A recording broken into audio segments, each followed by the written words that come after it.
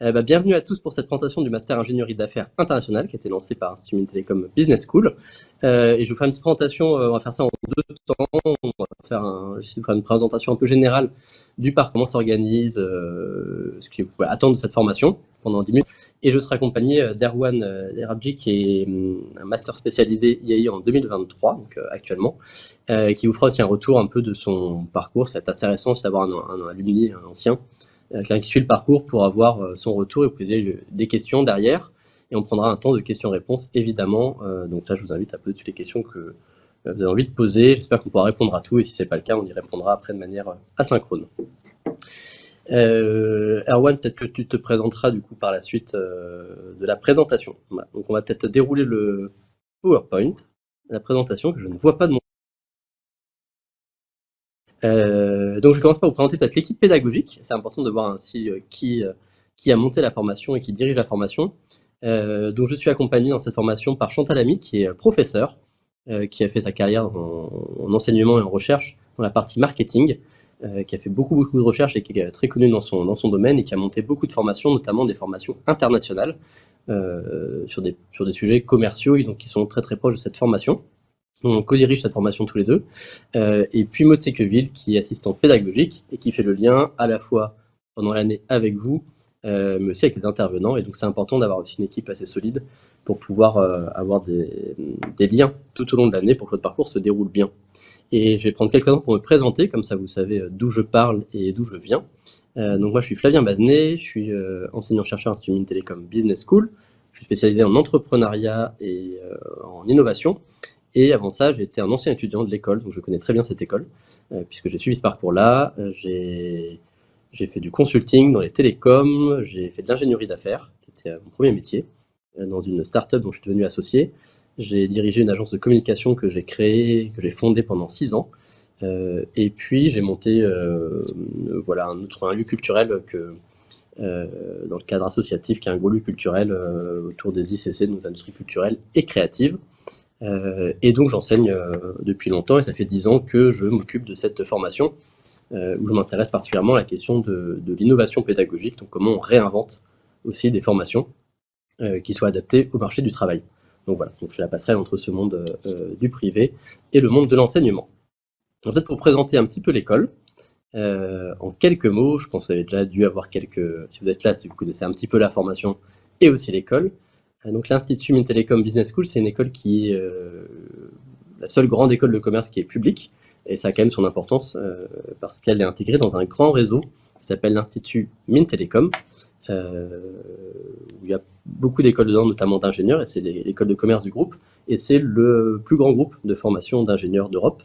Et donc ça nous permet d'avoir des passerelles assez importantes dans le monde de l'ingénierie, dans le monde des télécoms évidemment, et surtout de nous permettre, nous, depuis la création, d'être capables, en capacité de former des ingénieurs à des métiers aussi plus business, manager, notamment. Voilà, donc voilà que vous dire sur l'école, on a 1500 étudiants, donc c'est quand même une grosse école. Et ça, c'est important, je pense, pour vous, parce que c'est aussi un réseau auquel vous avez accès. Et je pense que ça a une importance dans le monde du travail, ça permet à la fois de faire après du business, trouver des jobs, et c'est un réseau qui fonctionne bien, donc qui est facilement activable. Donc ça fait quand même beaucoup d'étudiants dans l'intégralité du groupe et depuis sa création, puisque c'est une école qui est ancienne, voilà, qui sont sur le marché du travail, certains qui ont des gros postes, des gros directeurs d'entreprise, et donc ça fonctionne plutôt bien par le réseau, qui vous permet de trouver des jobs plus facilement derrière. Voilà, c'est un petit mot sur l'école, peut-être sur l'école préciser, vu qu'on est public, on a quand même une couleur particulière, c'est que c'est une école qui est très tournée sur les technologies et le numérique depuis sa création. Donc maintenant, toutes les écoles en font, ont des programmes, ou des programmes où ils intègrent aussi des gens qui viennent d'autres cursus, notamment ingénieriques. Juste la particularité de cette école, c'est qu'elle a été fondée dès son naissance sur ces questions des nouvelles technologies, du numérique, et donc elle est extrêmement pionnière, et elle a un gros corps enseignant et d'intervenants qui travaillent sur ce domaine-là. L'autre couleur particulière de l'école, c'est qu'elle est très tournée sur la partie développement durable, l'éthique, la RSE, qui sont des sujets qui nous tiennent vraiment à cœur, notamment notre directeur qui dirige dans la commission des grandes écoles ce sujet. Et donc c'est un sujet qu'on développe dans toutes nos formations de manière transverse, donc par petites touches un peu partout. Mais c'est intéressant aujourd'hui pour vous dans votre cursus parce que toutes ces entreprises aujourd'hui demandent des connaissances et une sensibilité sur ces sujets-là, donc on essaye d'y former autant qu'on peut, un peu dans tous les domaines. Voilà, donc ça c'est quelques mots rapidement sur l'école. Donc c'est une grande école, elle est très bien classée, elle est connue sur le plan mondial parce qu'elle appartient à un très grand groupe. Donc en tout cas ça valorise pour vous le diplôme de sortie, évidemment, parce que ce sont des écoles qui vont pas beaucoup bouger dans le temps et qui vont rester stables, qui dépendent du ministère de l'Industrie en France, donc de Bercy. Donc c'est des écoles qui sont extrêmement solides, donc c'est plutôt bien pour un diplôme. C'est un vrai atout et un vrai avantage à mon avis. Slide suivant. Voilà. Ça fait une petite coupure et une pause pour moi. Alors, pour présenter un peu la formation de manière un peu générale, cette formation, elle se veut généraliste et transversale. Et alors, généraliste, vous allez le voir, en fait, généraliste, on apprend plutôt beaucoup de métiers au travers de cette formation, plutôt qu'une formation qui survole les différents sujets. Et puis, il y a deux piliers qui composent de manière très forte depuis le début cette formation. Le premier, c'est que c'est une formation qui se veut d'excellence. En tout cas, nous, c'est une garantie sur laquelle on travaille beaucoup, évidemment, c'est que la formation soit reconnue par le monde professionnel, par les entreprises et aussi par le monde académique. Donc on travaille à la fois sur ces sujets de classement, par exemple, mais surtout de reconnaissance par les entreprises qui permettent à nos étudiants d'être tous embauchés très rapidement dans la foulée. Et puis évidemment, cette formation est portée par une grande institution qui est l'institution Mines Telecom Business School, que vous connaissez de nous, qui est un grand groupe, qui est le premier groupe de formation d'ingénieurs. Et là, on est rattaché à la Business School du groupe, donc des liens très forts, évidemment, sur la formation avec le monde des ingénieurs. Et le second point, c'est que c'est une formation qui mixe différents profils. C'est pour ça qu'on a appelé une formation sous le signe de la diversité, parce que la promotion est composée à la fois de managers, des gens qui ont suivi des études plutôt managériales de gestion, qui ont souvent travaillé évidemment en master spécialisé, aussi des ingénieurs, beaucoup d'ingénieurs qui viennent d'écoles partenaires du groupe, mais qui viennent aussi de plein d'autres écoles qui ont des parcours plutôt soit techniques, soit vraiment d'ingénierie, et puis des gens qui sont en échange, qui viennent de l'international, et on essaye de brasser tous ces apprenants. Voilà, pendant l'année, c'est important pour nous, en tout cas, que vous fassiez du réseau. Donc c'est essentiel qu'on vous mixe, que vous puissiez rencontrer aussi, ou que vous puissiez rencontrer un fort réseau d'autres étudiants. Alors cette formation, elle est à la fois en master spécialisé, donc c'est en général des places limitées, on limite à 24 apprenants, qui nous permettent d'assurer une formation de qualité. Mais il y a deux autres tracks, c'est-à-dire deux autres cursus qui suivent le même parcours académique et qui sont là faits en alternance et en initiale au sein de l'école de commerce. Donc ce ne sont pas des masters spécialisés, ce sont des masters 2, mais qui suivent à peu près le même cursus, ce qui fait qu'on essaye de regrouper ces trois groupes d'étudiants et qui fait à peu près entre 90 et 120 étudiants par an, et on essaye à plein de moments de vous faire vous rencontrer, travailler ensemble, parce qu'encore une fois, c'est important pour nous que vous puissiez rencontrer des gens pendant cette formation, créer votre réseau professionnel. Et pour vous donner quelques chiffres sur ce point, la formation, elle a un peu plus de 10 ans, faut imaginer une centaine de personnes formées par an, donc vous faites le calcul assez rapide, et ce sont autant d'anciens qui sont des contacts importants pour vous, qui sont des contacts que vous pouvez mobiliser pour trouver un job, évidemment, mais aussi simplement pour pouvoir bosser demain en réseau et vous entraider. Voilà sur cette partie-là. Donc c'est le moment où je fais des signes. Merci beaucoup. Alors, pour vous dire un peu, l'objectif de la formation, évidemment, c'est d'avoir des professionnels qui sont assez polyvalents. Alors, on a deux couleurs particulières dans cette formation. La première, technologique, qui est extrêmement important pour nous parce que l'Institut Mines Telecom Business School est une école dans un groupe d'ingénieurs, c'est une école portée sur le numérique, qui porte des valeurs fortes sur le sujet. C'est une des premières écoles à s'être intéressée au sujet. Aujourd'hui, beaucoup d'écoles commencent à aller sur ce créneau. Nous, c'est historique. On est mixé avec des écoles d'ingénieurs. On travaille beaucoup sur les sujets du numérique, de la technologie. Et c'est important pour nous de garder cette couleur qui est d'ailleurs aujourd'hui d'autant plus forte parce que ça permet à nos étudiants de travailler dans tous les domaines d'activité. Vous avez entendu parler de la transformation digitale, tous ces termes qu'on emploie un peu partout. Tous les secteurs sont aujourd'hui touchés et donc c'est essentiel d'avoir une appétence pour le sujet, du wording, de comprendre tous les buzzwords qui circulent sur ces thèmes. Et ça permet surtout de pouvoir travailler dans plein de domaines et d'être embauché facilement avec cette double casquette managériale et une connaissance du numérique, du monde numérique et technologique. Et l'autre couleur très forte de cette formation, c'est évidemment l'international. D'ailleurs, le nom de la formation le porte, ce qui fait d'ailleurs très bien sur un CV. Ça sert évidemment à pouvoir travailler dans des entreprises, dans des grands groupes et travailler à l'étranger. Et donc, vous allez voir dans le cursus, dans la formation, on a une grosse partie qui est dédiée à l'international. Alors, comment est construit le programme? Je vous ai fait un petit schéma là sur le côté du slide. En fait, quand on s'est posé la question de reconstruire cette formation, on a fait quelque chose d'assez simple. On s'est reposé dans les grandes fonctions, métier de l'ingénieur d'affaires, et on a refait un vrai parcours client. On s'est appliqué les mêmes méthodes que ce qu'on essaye de vous apprendre. Et donc, on a étudié les différents métiers, savoir-faire, compétences nécessaires pour être un bon ingénieur d'affaires, un bon professionnel. Et donc, vous voyez, là, c'était découpé en phases. Donc, le programme ne suit pas exactement ces phases, mais en tout cas, l'ensemble des modules permet de répondre à l'ensemble de ce cycle de vente. Et donc, dans ce cycle, il y a la première phase qui est la prospection, c'est-à-dire comment on va découvrir, détecter un besoin chez un client, comment on va rentrer dans la relationnel avec le client, comment on va le faire parler, discuter, l'aider à accoucher de ses besoins. Derrière, il y a la partie de la conception de l'offre.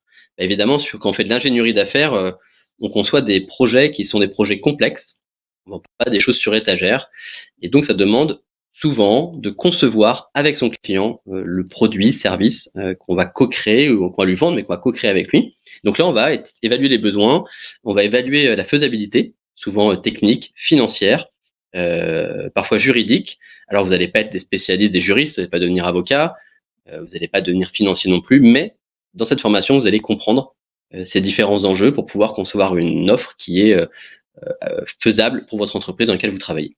Derrière, il y a toute la phase de vente. Donc la vente, c'est l'accompagnement avec le client, de pouvoir closer, comme on dit, c'est-à-dire de pouvoir conclure le contrat. Et donc, j'en passe par de la communication, du marketing, de la négociation, de la gestion de contrat, de la réponse d'appel d'offres, plein de sujets qui sont aujourd'hui nécessaires pour vendre des produits aussi complexes. La phase suivante, c'est évidemment la gestion de projet. Alors pourquoi ici c'est important pour un ingénieur d'affaires d'apprendre la gestion de projet? Comme vous l'avez vu, là on conçoit des produits complexes, souvent nouveaux, souvent pas faits forcément par l'entreprise dans laquelle on travaille. Et cette phase de réalisation est importante puisque vous avez co-créé, de pouvoir suivre l'avancement des projets. Et donc c'est une phase qui est très importante dans la formation, de pouvoir être un bon chef de projet, de pouvoir coordonner, de pouvoir conduire le changement. Donc cette phase de réalisation, et puis enfin le suivi, la partie commerciale, assistante SAV, qui vient fermer le cercle.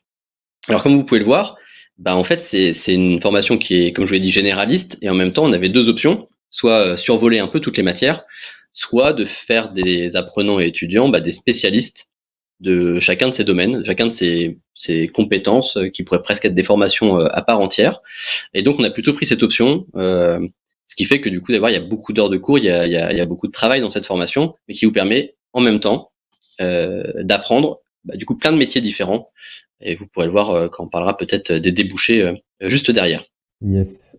Bonjour à toutes et à tous. Désolé, du coup, je vais reprendre la parole. On va passer directement sur ma partie où je me présente. Je présente le fait que j'ai aidé à l'étudiant l'an dernier. Et puis ensuite, on reviendra sur la présentation si jamais c'est pas réglé du côté de Flavien. Du coup, moi, pour me présenter, j'ai fait un master 2 en management du sport dans une école de commerce qui s'appelle Amos. Dans une école de commerce qui s'appelle Amos. Et donc, à l'issue de ce Master 2, j'ai décidé de me former un peu plus en profondeur sur le métier d'ingénieur d'affaires pour avoir cette spécialisation qui sortait un petit peu du domaine du sport et être un peu plus générique. Donc, je me suis renseigné sur l'Institut Mines Télécom et j'ai décidé de rentrer dans le MS IAI, donc ingénieur d'affaires international, parce que les cours proposés était vraiment très précis et aller plus loin que ce que j'avais pu faire précédemment. Au niveau des apports de la formation, c'est des cours qui sont très pratiques et qui mettent en situation d'entreprise avec pas seulement des cours théoriques, mais aussi des professionnels qui viennent intervenir pour nous présenter à la fois leur parcours, leur expérience, et qu'on échange. C'est pas on est une classe de 24-25, donc c'est pas des cours en amphi, c'est vraiment du dialogue avec les professionnels. Et on va plus loin que les années précédentes pour se former au mieux à ce qu'on pourrait rencontrer directement en entreprise et dans notre vie professionnelle.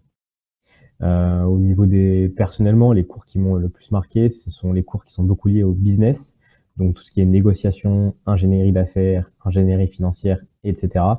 Et également les premières semaines de cours avec beaucoup de développement personnel, donc la prise de parole en public, la manière de se tenir, etc., qui sont vraiment des choses très importantes dans la vie professionnelle. Au niveau de la gestion, vie étudiante, vie pro, vie perso, etc., C'est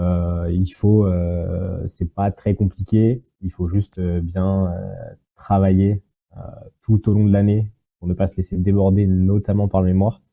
On y reviendra sûrement juste après dans la présentation. Mais c'est vraiment très important de travailler au fur et à mesure et de bien respecter les différentes deadlines que vous pose votre professeur votre tuteur de mémoire pour que vous soyez pas débordé à la fin de l'année. Si on parle un peu plus sur le niveau professionnel, aujourd'hui, je travaille en tant que Sport Services Coordinator au sein du comité d'organisation des Jeux Olympiques de Paris 2024. C'était l'alternance que j'ai fait pendant que j'étais en cours à l'Institut Mines Télécom, et c'était également mon stage de fin d'études de mon précédent master. Donc au niveau de la recherche de l'alternante, ça a été assez facile puisque j'étais déjà dans l'entreprise. J'ai bien été aidé par le CFA et par l'école pour tout ce qui est dossier administratif, etc. et faire en sorte que ça se passe le mieux possible et le plus rapidement possible pour signer l'alternance. Au niveau de mes camarades de classe, il y avait beaucoup de personnes qui travaillaient dans le secteur bancaire, donc, la BNP, la Société Générale, etc. Beaucoup de gens qui étaient à Thales aussi. Donc c'est vraiment assez bien réparti au niveau des secteurs. Donc ce que je fais aujourd'hui, c'est tout ce qui est en lien avec les services d'un site de compétition. Donc c'est un peu particulier à expliquer parce que c'est pas un métier qu'on voit tous les jours. Donc moi j'ai un site de compétition qui s'appelle la Place de la Concorde. Il y a 4 différents sports sur ce site de compétition, et donc je gère les services des fédérations internationales et des athlètes de ces sports. Donc, quand on parle de services, on parle d'hébergement, de transport, d'accréditation, d'hospitalité, etc. Et donc c'est gérer c'est comme si on avait un cahier des charges des fédérations internationales qui nous disent voilà comment est-ce qu'on doit livrer notre compétition. Et donc moi je m'occupe des services qui sont liés à ces sports et à ces fédérations internationales. Quel est le lien entre ce métier et la formation d'ingénieur d'affaires? Et ben c'est le fait d'avoir une sorte de client pour lequel on doit réaliser ces demandes avec un cahier des charges, avec des règlements, etc. Donc on est à leur disposition pour livrer une compétition comme ils l'entendent.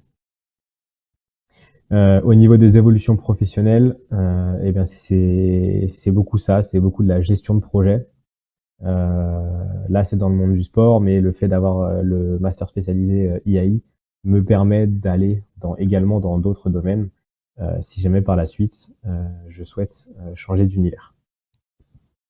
Je pense que on est plutôt bien sur cette présentation-là. Si jamais on peut repasser sur le PowerPoint, je ne sais pas si vous avez réussi à récupérer Flavien.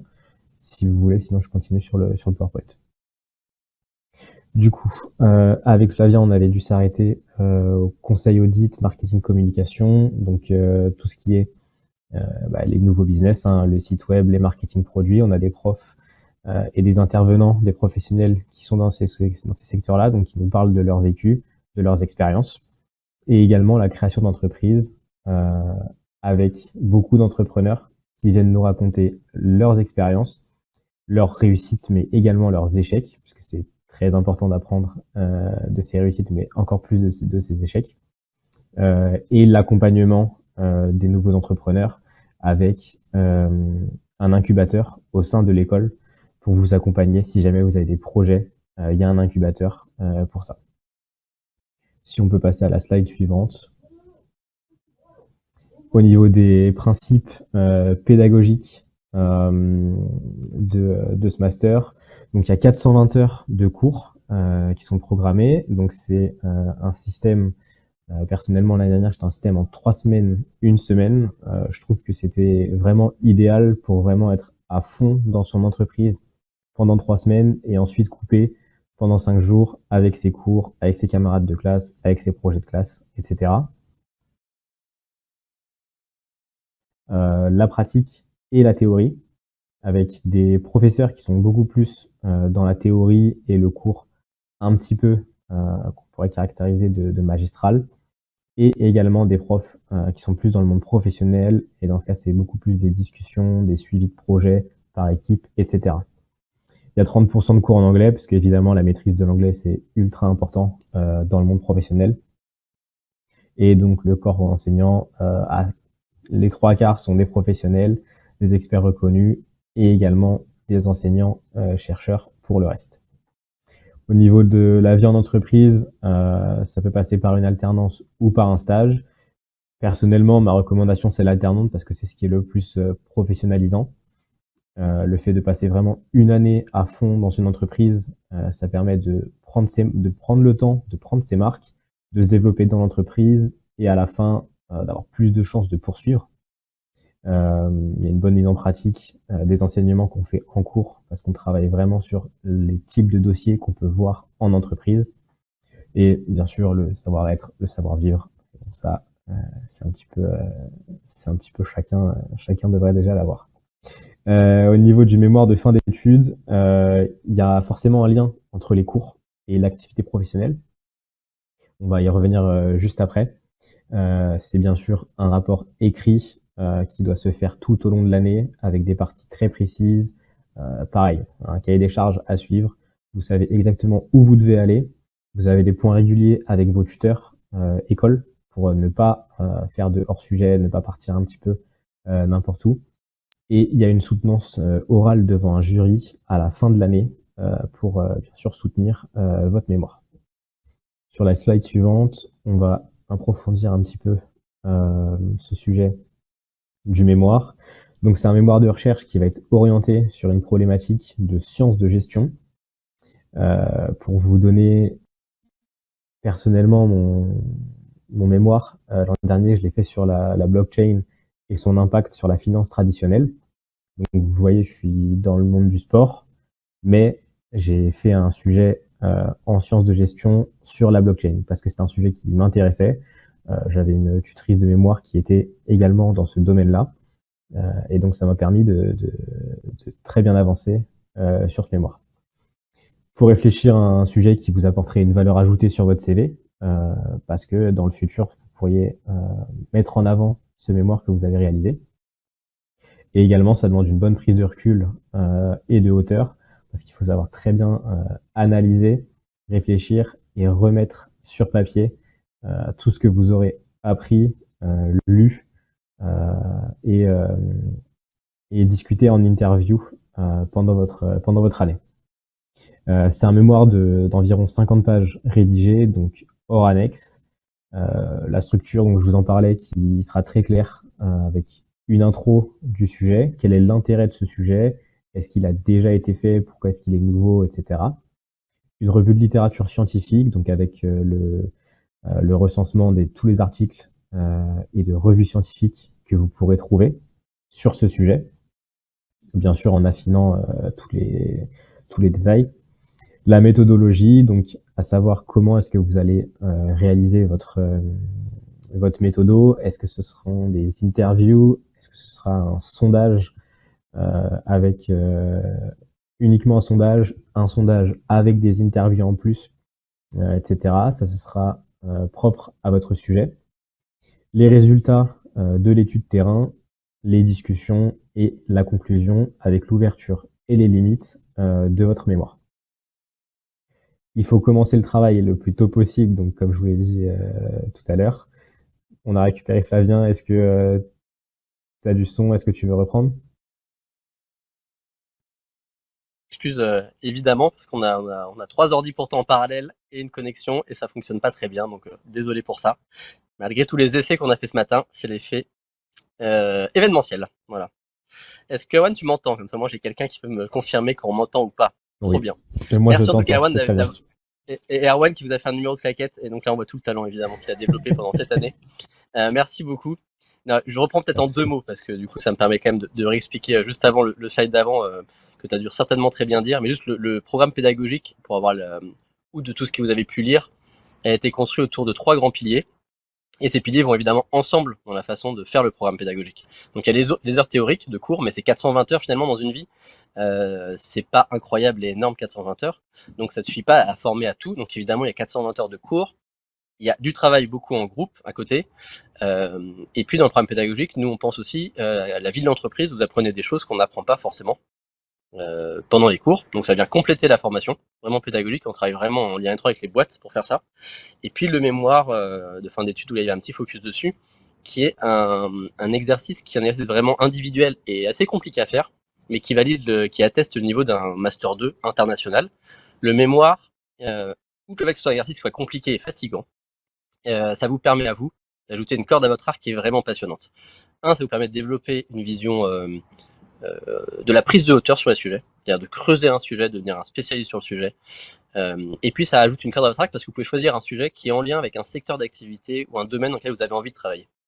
Et quand on est recruteur, pour recruter beaucoup de gens dans des boîtes que j'ai montées, le mémoire en fait il est souvent regardé pour voir la qualité d'écriture, de pensée, de structuration, et puis le thème souvent qui est en lien avec la boîte ou le secteur dans lequel on a envie de travailler. Donc c'est vraiment un gros atout de le faire correctement. Évidemment pour faire ça on vous accompagne, on vous soutient, etc. Quelques mots quand même sur le programme pédagogique. Il est pensé, et Arwan vous l'a dit, je pense, donné par des professionnels en grande partie, ça c'est vraiment important et c'est intéressant, mais c'est des professionnels qu'on accompagne dans la pédagogie. Et nous, on ne croit pas, en tout cas à IMTBS, qu'on fasse encore de la pédagogie comme on le faisait avant, c'est-à-dire tenir 7 heures assis dans une salle de cours à écouter. Même s'il faut un peu de cours théorique, ça ne fonctionne plus, donc on fait beaucoup de cours intégrés, c'est-à-dire qu'on fait à chaque fois de la pratique, du théorique, du mode projet, et tous les modes projets qu'on fait, c'est pas sur des études de cas un peu fake, comme on peut le faire dans plein d'endroits. On trouve toujours des études de cas qui sont des vraies études de cas de l'entreprise, d'entreprise des cas réels. Et ça, c'est important parce que ça vous permet à vous de travailler sur déjà d'accumuler de la compétence et de l'expérience sur des sujets, un peu comme si vous étiez dans des boîtes et vous voyez plein de projets différents. Donc c'est un peu une posture de consultant. On peut passer, je pense, sur le slide d'après, sauf si Arwan voulait ajouter quelque chose. Mais on peut passer sur la partie du programme pédagogique. Alors, le programme, vous voyez, il y a beaucoup de modules de cours. Et encore une fois, parce qu'il y a plein de métiers à apprendre pour faire un bon ingénieur d'affaires. Donc, sans rentrer dans le détail de tout, parce que vous pouvez regarder les brochures pour avoir, plutôt vous expliquer un peu comment c'est pensé et pourquoi tout nous semble intéressant et important quand on le voit ensemble dans sa copie générale. La pédagogie, c'est un puzzle. Et donc, on voit la fin du puzzle quand on a fini son année. Donc là, il faut nous faire un peu confiance. Et du coup, nous, on crée des petits bouts de compétences, de savoir. Et tout ça mis ensemble, ça crée votre compétence finale et votre capacité à bosser en entreprise. Donc, on a toute une partie qui est sur la partie d'engager, négocier, conduire une affaire complexe, qui est totalement liée au métier d'ingénieur d'affaires.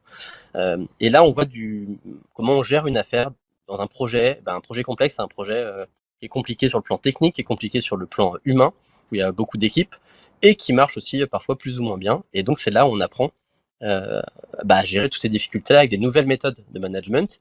Aujourd'hui, vous avez sûrement entendu parler des méthodes agiles, enfin plein de nouvelles méthodes, et donc il faut que vous ayez au moins une connaissance de toute cette façon de travailler en entreprise qu'on utilise aujourd'hui pour demain être performant.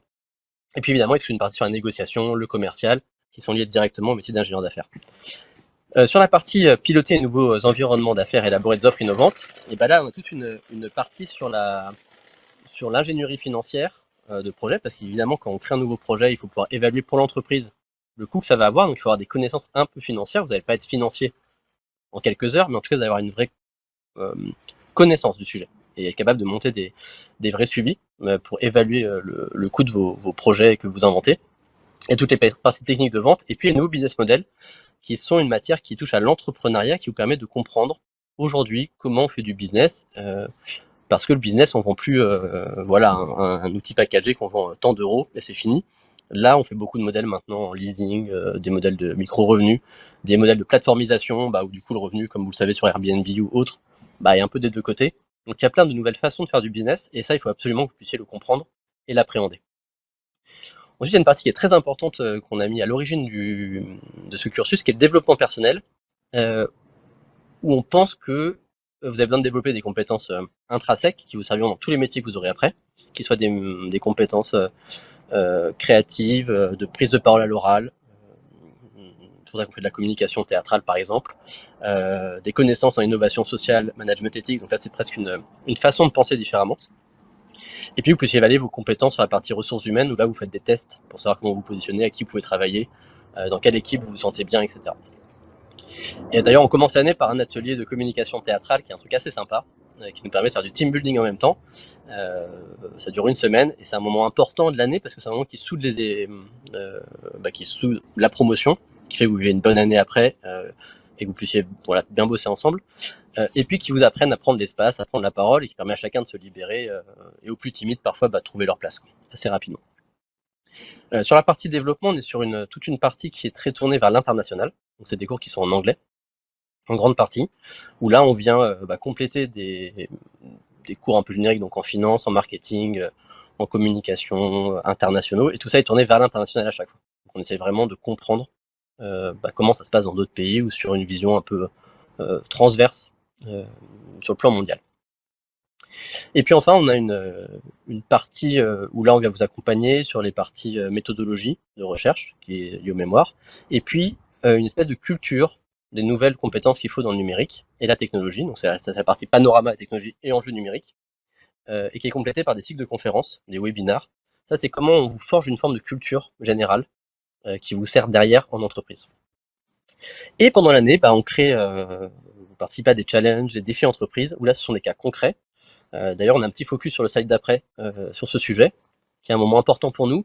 On vous met vraiment en situation de pouvoir, dans une posture un peu de conseil, et vous bossez en équipe sur des problématiques concrètes. Et ça vous permet vraiment de restructurer un peu, vers la fin de l'année, un peu tout ce que vous avez vu dans vos différentes matières. Et ça, c'est important pour nous, parce que c'est un vrai cas pratique, et c'est une vraie façon de consolider le savoir théorique. Ouais, je ne sais pas si on peut passer sur la partie focus. Ouais, voilà, merci beaucoup.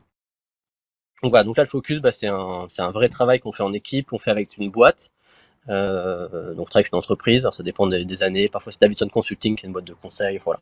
Et l'idée c'est qu'on bosse avec des vrais managers de l'entreprise autour d'un projet, donc là c'est la création souvent d'un produit innovant, et puis on va jusqu'au business model, donc un peu comme si on montait une petite boîte, et là ça nous permet de développer plein de compétences, à la fois personnelles, à la fois des compétences d'équipe, et à la fois de verrouiller un peu toutes vos compétences théoriques que vous avez vues jusque-là. Erwan, je sais pas si tu veux faire un petit retour d'expérience peut-être sur ces différents cours et défis. Peut-être dire les cours que toi qui t'ont peut-être le plus plu ou en tout cas plus marqué, que tu as trouvé le plus différenciant par rapport à ton parcours que tu avais fait avant. Non, personnellement, les cours que j'ai préférés, c'était des cours qui étaient très liés au business, donc la négociation, l'ingénierie d'affaires, l'ingénierie financière, etc. Et comme tu l'as dit, le développement personnel du début d'année, où on est vraiment toute la classe dans un même environnement, etc. Et c'est vachement intéressant parce qu'on se connaît pas, on arrive tous d'univers différents. Et donc c'est vraiment une bonne première semaine pour apprendre à se connaître et à développer ses premières capacités de oratoire, de comment se placer, de comment se tenir, etc. Donc non, très intéressant. Ouais, donc peut-être avant de passer à la partie questions-réponses, parce que vu qu'on a déroulé un peu l'horaire, et désolé encore pour les problèmes techniques, peut-être juste à retenir, c'est un parcours qui est très complet. Enfin, je pense que vous l'avez vu par le nombre de matières et les cours. Vous dire que je pense que c'est une grande qualité pédagogique et professionnelle. Pour tout vous dire, on change 25% des cours par an depuis plus de 10 ans, parce qu'on essaie de les affiner avec l'entreprise pour comprendre les compétences nécessaires demain dans le monde du travail. Et aussi parce que selon le retour des étudiants, on teste des nouveaux cours, parfois qui marchent pas, on change d'intervenant, etc. Donc maintenant, le parcours vraiment pédagogique, il est quand même assez établi. On fait pas mal d'innovations pédagogiques pour que les cours soient pas ennuyeux. Enfin, moi, dans les objectifs que je me mets, c'est que vous puissiez trouver du travail facilement, vous ouvrir plein de portes dans plein de secteurs différents, que vous ayez une année qui soit assez sympa sur le plan humain, développer plein de compétences et qu'on vous ouvre plein de portes de connaissances, vous avez envie d'aller creuser après. Et puis que vous ayez des cours où vous ennuyez pas. Voilà. Moi, je me dis souvent que moi, je ne tolérerais pas aujourd'hui d'avoir des cours où je me fais un peu chier. Donc l'idée, c'est que vous ne vous ennuyez pas pendant les cours. Donc on essaie d'avoir des cours qui soient dynamiques, punchy, où vous mettiez vraiment en pratique, notamment parce que le savoir s'ancre, parce qu'on fait du théorique et de la pratique, sinon on ne retient pas. C'est ultra intéressant de voir certains cours, mais derrière, vous en faites rien. Donc on met très vite en pratique systématiquement pour que ça vous serve vraiment en entreprise. Et puis voilà, puis un diplôme qui est reconnu parce que l'école, elle est elle-même déjà très reconnue, donc ça c'est une facilité que nous on a dans une école qui rayonne et qui fonctionne bien, dans un grand groupe avec beaucoup d'alumni, et donc un gros réseau qui est très solide. Donc voilà, donc pour vous je pense que c'est en tout cas, moi je regarde les métriques à la sortie, 80% des étudiants qui passent leur soutenance, donc vraiment leur soutenance orale tout en fin d'année, ont déjà à 80% une proposition de CDI ou ont déjà signé. Donc vraiment avant de sortir, avant d'être diplômé. Donc ça pour moi c'est un vrai critère de bon débouché et dans des secteurs qui les intéressent à chaque fois. Donc voilà. Donc tant qu'on continue à atteindre ça, ça me va bien. Après l'année elle est dure, elle est sélective, il y a beaucoup de boulot. Je sais pas si Erwan vous l'a dit, mais je pense que c'est quand même dur à suivre entre l'alternance, la vie professionnelle, les cours, le travail à côté, le mémoire à faire. C'est quand même une année qui est bien chargée, mais en même temps, il faut se faire un peu mal pour progresser. Enfin, je crois. Donc voilà, c'est une année qui est passionnante. Je pense qu'il y a des promos qui sont absolument géniales. Enfin, moi, je vois encore mes anciennes promos qui se réunissent très régulièrement et qui partagent plein d'infos encore maintenant. Donc je trouve ça très très chouette. Mais l'année elle est quand même dure, donc il faut quand même être assez motivé pour la suivre. Et puis il y a une forte sélection d'entrée, donc voilà, il faut tenter sa chance. Et ce sera mon petit mot de la fin pour faire une synthèse récapitulative. Et vous voyez, je tremble un peu parce que j'ai très très froid, je me suis mis dehors pour avoir un peu de 4G. Du coup, je suis un peu gelé, mais bon, pour vous c'est pas grave, je suis prêt à faire ça. Je sais pas du coup si vous avez des questions, faut pas hésiter. Alors moi le problème c'est que je ne vois pas très bien les questions sur mon écran, donc je vais tenter de les voir. Ou est-ce que Erwan, tu peux juste me les lire quand tu... Parce que je vois que le début. Quels sont les types de contrats d'alternance proposés? Y a-t-il une limite d'âge pour les contrats de professionnalisation et avez-vous des entreprises partenaires pour trouver une alternance? Alors ouais, je vais répondre à ça en 2 temps. Du coup sur l'âge, non. Et on a des contrats pro effectivement qui sont après 26 ans et avant on peut faire de l'alternance. Mais on peut accepter d'autres modèles. Hein. On peut avoir des gens qui sont avec des temps partiels de CDI. Enfin, on sait gérer les différents contrats. Et les entreprises partenaires, on en a plein. Alors, on en a plein. On a un carrière center, donc on a toute une équipe d'une dizaine de personnes qui fait que de l'accompagnement pour trouver les alternances, les stages, etc. Puis le suivi après professionnel. Mais vu la tension qu'il y a sur le marché pour trouver des ingénieurs d'affaires, notamment dans des métiers un peu ouverts, voilà, question numérique, etc., je pense vraiment que vous n'avez pas beaucoup besoin de l'aide de l'école pour trouver. D'ailleurs, c'est un bon test. Parce que si on a envie de faire ce type de métier, bah, faut avoir envie d'aller un peu au contact, d'aller chercher, d'être un peu proactif. Et encore une fois, vu la demande dans ce secteur, il n'y a pas de raison. Enfin, en tout cas, il n'y a aucun étudiant qui trouve jamais. Et puis pour ceux où il y avait parfois des cas, parce que étudiant, vous travaillez dans un secteur très très particulier, là, il est accompagné évidemment du début à la fin. Et encore une fois, on a une plateforme en ligne avec plein d'offres. On a plein d'entreprises partenaires avec qui on bosse qui nous demandent hein, à la rentrée, est-ce qu'on pourra avoir 3, 4, 5 étudiants de chez vous. Du coup, on leur envoie des listings de CV. Mais il n'y a pas du tout de problème là-dessus. J'espère que ça répond à la question. Puis Erwan, n'hésite pas à compléter hein, si tu as besoin. Non, mais c'est exactement ça. L'an dernier, il n'y a pas eu de souci de recherche d'alternance qui est dépassé des délais. Tout le monde a très vite eu une alternance et donc c'est très vite lancé dans le monde de l'entreprise. Alors, quelle différence entre un commercial classique et un ingénieur d'affaires? Il n'y a pas de sous-question, je vois que ça. Moi. Il n'y a pas de suite. Ok. Je sais pas, je peux faire le test avec Erwan, qui en a compris la différence des deux. Non, si je peux répondre.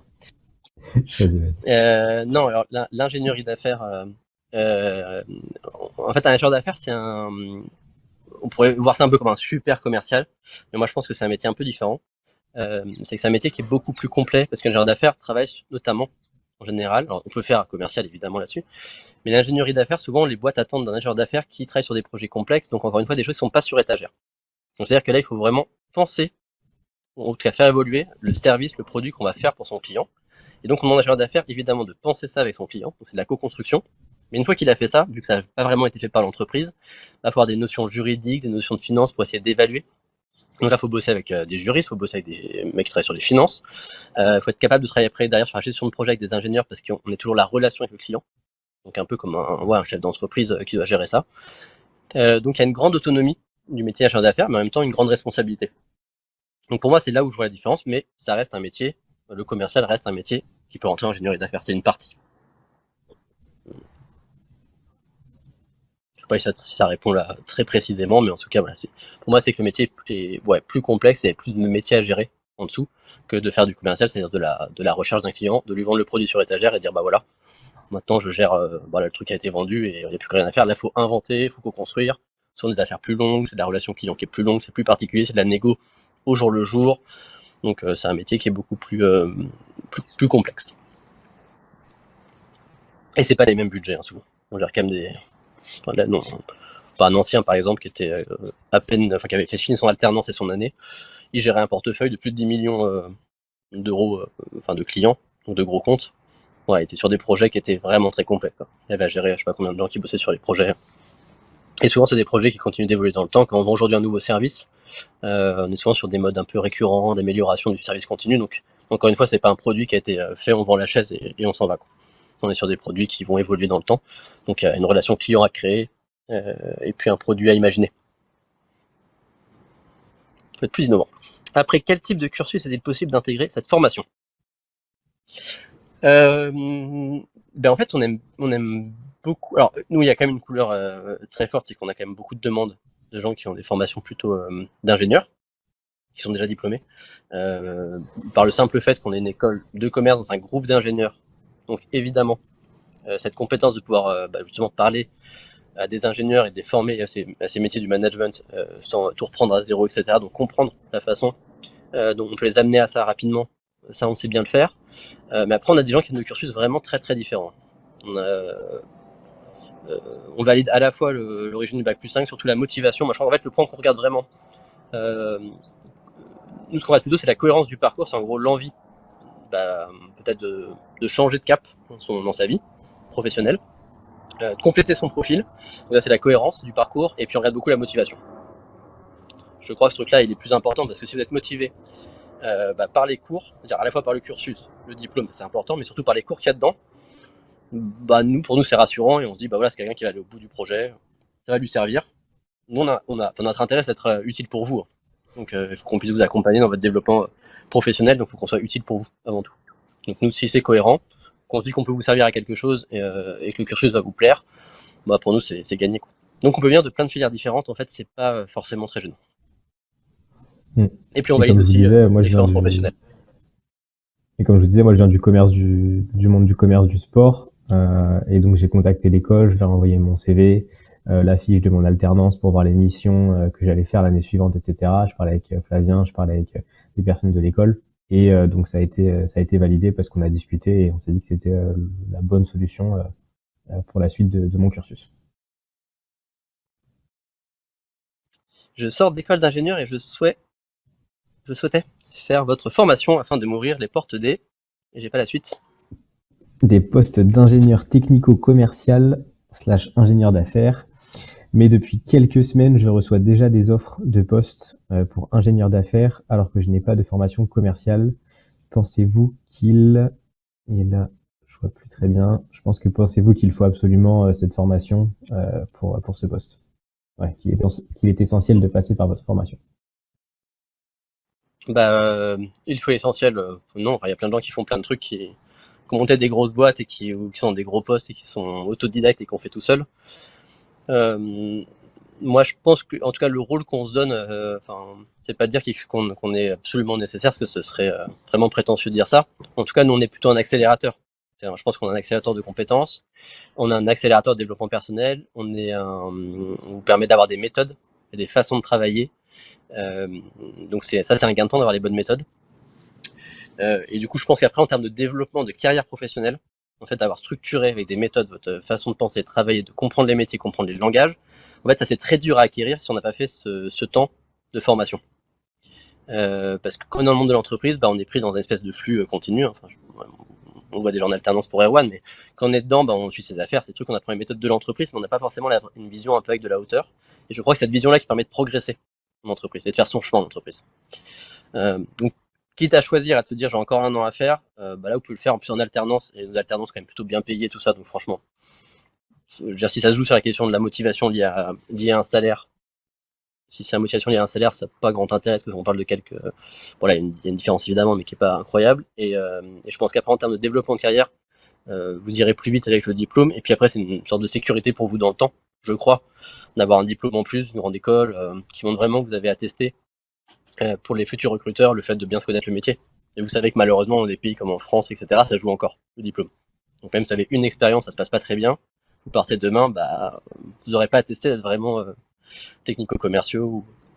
Donc c'est pas une obligation, mais je crois que c'est plutôt une bonne idée.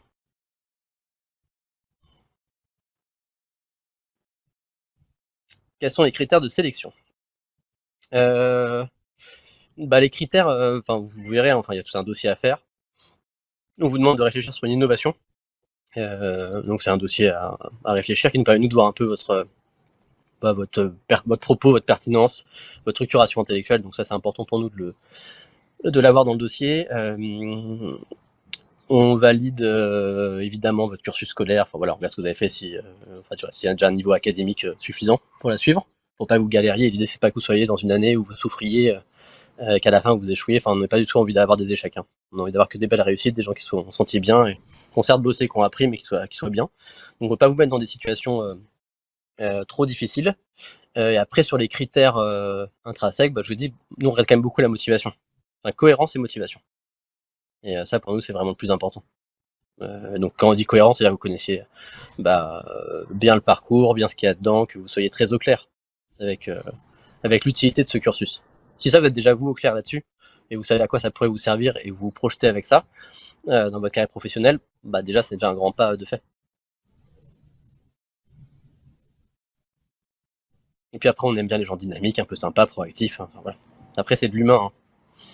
Donc on reste humain. Quand on regarde des dossiers, quelqu'un qui arrive, qui est punchy, qui a envie, qui montre qu'il a envie, etc. Évidemment, qui a un vrai parcours, qui est solide dans ses propos. C'est sûr que on se dit ouais, c'est un étudiant avec qui on va passer nous aussi une année agréable et qui va pouvoir suivre et qui va être motivé par le projet. Voilà. Je fais actuellement un master en modélisation et conception mécanique en alternance et je voudrais me réorienter vers le métier d'ingénieur d'affaires. Je ne sais pas si c'est mieux d'attendre la fin du master ou faire ce MS ou si je devrais changer de master. Là, donc, ce que je comprends, c'est que ça va être un M1 actuellement en alternance. Moi, je dirais que. Enfin, après, moi, je calcule toujours sur une ratio de temps de travail et de vie, donc c'est un vie très très personnel qu'il faut prendre comme tel. Moi, je pousserais bien à dire qu'il vaut mieux finir son cursus, comme ça on valide ce truc-là, quoi, qui a déjà pris du temps, un peu d'énergie, sauf si vraiment on n'en peut plus et qu'on est au bout du rouleau, mais c'est pas le cas. Moi, je compterais quand même plutôt de finir son M2 dans le domaine, qui atteste quand même une compétence technique et un niveau intellectuel qui va avec le côté technique, enfin, c'est-à-dire de compétences, de développement. Donc le M2 est quand même intéressant à faire, et puis de faire un MS derrière, qui rajoute une corde encore une fois à son arc, donc ça c'est intéressant. Mais si vraiment on n'en peut plus, et qu'on se dit que c'est pas la bonne idée, et qu'on n'en fera vraiment rien, oui, ça peut valoir le coup de basculer maintenant. Donc ça c'est vraiment un choix très très personnel. Je suis actuellement en stage de fin d'études aux US et je souhaite postuler pour l'année 2024-2025. Est-ce pertinent de passer le Taj-Maj? Ah, le Taj-Maj, en fait nous on regarde quand même, ouais, ça c'est... Bon, c'est pas du tout une obligation. C'est pas une obligation. Mais c'est vrai que ça consolide le dossier. Donc nous, tout ce qui consolide un dossier académique ou d'expérience, qu'on valorise aussi beaucoup, évidemment que c'est plutôt un bonus, quoi. Mais c'est pas une obligation.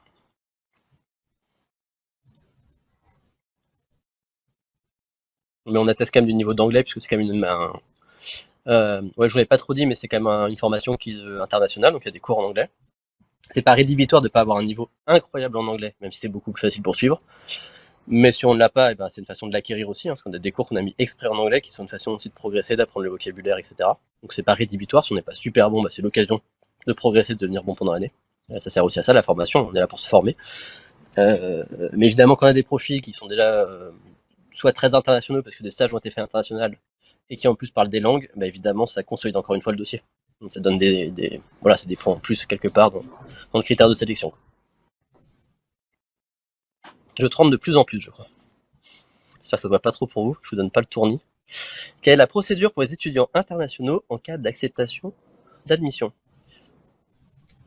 Et est-ce que c'est possible de trouver une alternance depuis le Maroc si l'admission est validée? Alors, trouver une alternance à distance, oui, surtout que maintenant, en plus, plein de recrutements, les recruteurs le comprennent très bien. Encore une fois, il y a une tension sur le marché, donc recruter des ingénieurs d'affaires, il y a une vraie demande. Donc les recruteurs ont quand même allégé un peu le process de recrutement. Et par ailleurs, maintenant, le distanciel permet de faire plein d'entretiens, etc. Donc, c'est pas trop c'est plus le sujet, je pense, aujourd'hui. Donc ça se trouve très bien et ça se fait. On a plein qui sont à l'étranger et qui trouvent leur alternance avant de revenir. Et la procédure pour les étudiants est intéressante. Je ne voudrais pas vous dire de bêtises, donc je ne vais pas y répondre pour pas dire n'importe quoi, mais en tout cas, on a un service international chez nous, donc avec des gens qui font que ça et qui accompagnent dans les procédures administratives du début à la fin pour que tout se passe bien. Parce que parfois, selon d'où on vient, il faut des visas, des choses différentes selon les pays. S'il y a des accords ou pas entre les pays pour venir étudier. Donc voilà, mais tout pour dire qu'on a des étudiants du monde entier qui viennent sur notre campus, de tous les continents, donc en général, ça se passe plutôt bien et on les accompagne pour le faire. On a des gens qui font que ça. Comment se passe l'intégration des alternants vis-à-vis des autres étudiants de l'école? Alors là, c'est un peu particulier parce que du coup, les masters spécialisés, donc qui est le cursus là qu'on vous présente, il y a une partie des cours qu'on fait sur le campus qui permet du coup d'avoir aussi des bouts en commun, donc de rencontrer les autres étudiants. Alors non pas de toute l'école parce que il y a tellement d'étudiants, ça brasse des gens de partout, mais au moins les étudiants des autres cursus ingénierie d'affaires internationales. Mais après, vous avez beaucoup de cours, vous, qui sont à Paris. C'est un choix qu'on a fait parce que c'est plus simple quand vous êtes en alternance, parce que c'est plus simple pour vivre que sur le campus parfois. Donc voilà, donc de temps en temps on fait des points de rencontre dans l'année d'étudiants, mais faut pas le voir comme une intégration dans l'école, comme si vous étiez dans un programme grande école en première année de licence, etc. Vous êtes quand même pas à part, parce qu'il y a d'autres masters spécialisés qui sont aussi à Paris avec vous, mais vous êtes traité quand même un peu différemment. Notamment parce que vous avez des cours à Paris. Et ça, je crois que tous les étudiants en rêvent, et je crois qu'il n'y a que vous, avec les autres MS, qui ont le droit à ça. Donc, mais vous avez quand même quelques cours sur le campus, moi j'y tiens, parce que ça, pour moi c'est important, vous avez quand même des points de rencontre, des moments d'échange dans l'année, donc il y en a quelques-uns. Et puis après, on organise parfois des choses, des passerelles entre les différents cursus. Mais vous n'êtes pas intégré à ce sens-là dans les associations de l'école, etc. par exemple. De toute façon, vous n'avez pas le temps. Je réponds assez brièvement, mais il n'y a pas beaucoup de temps pour faire ça. Au niveau des cours sur l'entrepreneuriat, avons-nous des cours sur les étapes de création d'entreprise, les différents statuts juridiques, les différents business models, etc. Alors non, pas vraiment, parce que déjà il y a des cursus spécialisés en entrepreneuriat qui font que ça. Et j'en dirige un par ailleurs, donc je vois très bien ce que c'est sur une année. Donc il y a quand même plein de trucs. Par ailleurs, la question des questions structuration juridique, etc., c'est vraiment pas très intéressant, parce que c'est des questions qui se posent vraiment quand on a sa boîte. Alors c'est intéressant de se la poser à un moment, mais nous on a une force, c'est qu'on a un incubateur qui est très très très fort et qui est très développé à l'école, et qui accompagne, qui lance un appel à projet de 300 à peu près boîtes reçues par an. Ils en prennent une dizaine, et ils accompagnent plein de boîtes, et certaines qui ont fait des beaux succès. Et donc nous on repose plutôt ces questions-là, pas tant dans les cours que dans des cas concrets de gens qui veulent monter leur boîte. Et là, on les met en lien avec l'incubateur, où là où ils sont vraiment accompagnés par des professionnels. Et donc là, les c'est des juristes qui viennent vous aider à le faire. Enfin voilà, après, on rentre dans l'incubateur. Donc il y a une opportunité d'entrer dans l'incubateur après, parce qu'on privilégie les étudiants qui sont passés par l'école. Et puis on crée des liens, et puis ils font plein de choses. Ils font des écoles d'été, ils font des hackathons dans l'année, enfin ils font plein de choses. Vous avez le droit d'y participer évidemment. Donc ça, vous avez les infos si vous voulez. Et nous, par contre, dans les cours, on est plus focus sur la question des business models et un peu des nouvelles façons de structurer, d'organiser sa boîte aujourd'hui. C'est ça qui nous intéresse. Et on fait pas de rechercher des fonds, on fait de la finance pour savoir gérer une boîte, tout ça. Donc gérer un projet, gérer une boîte, parce que en fait, c'est pareil, en partie, en tout cas sur la réflexion. Mais voilà, on rentre pas dans la question du statut juridique, de la structuration organisationnelle, etc. Mais vous avez quand même des cours un peu général d'entrepreneuriat.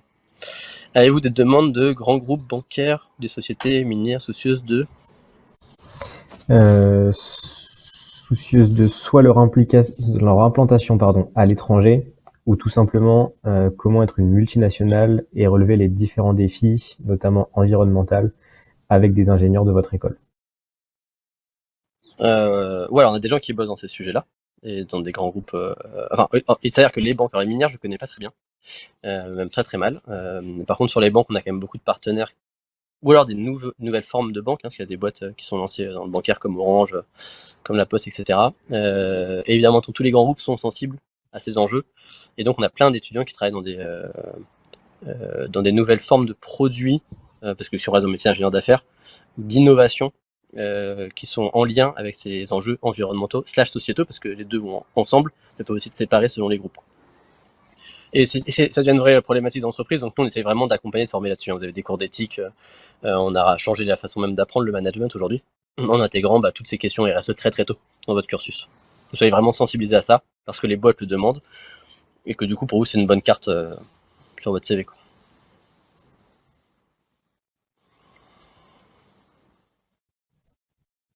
Alors, je vois l'heure passer, je sais qu'on a commencé un petit peu en retard. Est-ce qu'il y a encore une petite question à prendre pour après vous libérer, et libérer Erwan aussi, que je remercie encore d'avoir été là et surtout d'avoir fait le backup, le numéro de claquette quand Pas de ça a souci, coupé.